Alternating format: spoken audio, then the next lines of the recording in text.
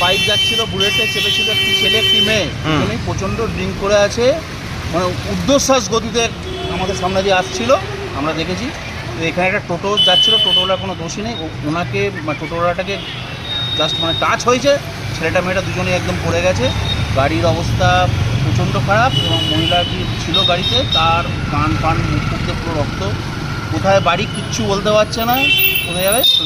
ওই টোটোওয়ালাটাকে দিয়ে আমরা হসপিটালে পাঠিয়ে দিয়েছি। একটা ছেলে একটা মেয়ে ছিল, একটা ছেলে একটা মেয়ে। গতি প্রচণ্ড ছিল নাকি? প্রচণ্ড গতি, মানে আমরা ওখান থেকে ভাবছি যে কখন হবে, কখন অ্যাক্সিডেন্ট হবে, এটাই ভাবার আর কি, যে আজকের যা পরিস্থিতিতে যে কখন হবে। একদম মানে টাচ হয়েছে সঙ্গে সঙ্গে মানে উল্টে গেছে। পাবলিকের ক্ষতি হয়নি, এটা ভাগ্য ভালো, পাবলিক মরে যেত। ছেলেটা মেয়েটা দুজনে কি লেগেছে তাই তো? দুজনেই প্রচণ্ড পরিমাণে লেগেছে, মেয়েটার বেশি লেগেছে, মেয়েটার পুরো রক্ত প্রচণ্ড ব্লিডিং হচ্ছে। কি নাম আপনার? আমার নাম তীর্থঙ্কর ঘোষ, আমি এখানকার স্থানীয় বাসিন্দা। এলাকাবাসী।